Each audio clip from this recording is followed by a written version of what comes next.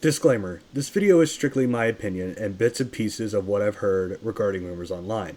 Please take this video with a grain of salt because you might not agree with some of my decisions.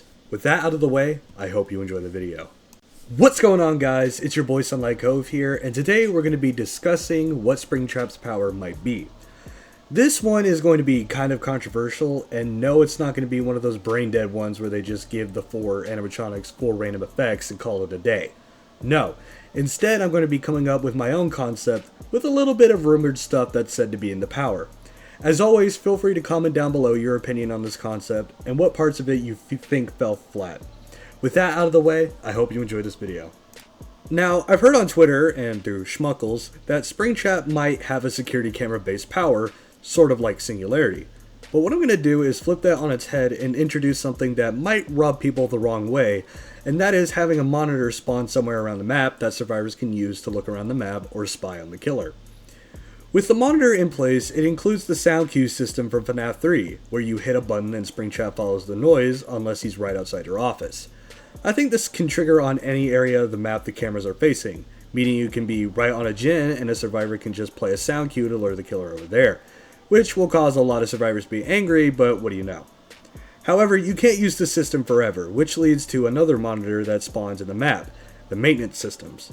If the killer breaks the monitor or the survivors run out of charges for the audio cue, then they need to wander over to the randomly spawned maintenance system area to reactivate the cameras, which will be set on a timer. I feel this will definitely keep the survivors on edge and bring a secondary objective that not only keeps both the survivors and killers entertained, but actually makes both roles fun to play because you can play out how you'll progress and the survivors can lead you away.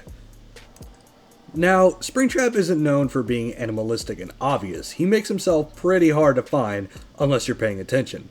That's where the stealth part of this power comes in. This power will absolutely punish survivors who aren't paying attention to their surroundings. So you press the active ability button like Chucky and you become stealthy. However, the only difference is that survivors can't look at you and take you out of your power like Ghostface and Unknown. Instead, that's what the cameras are for. Instead of the survivor physically looking at Springtrap, they can go onto the monitor and reveal him that way.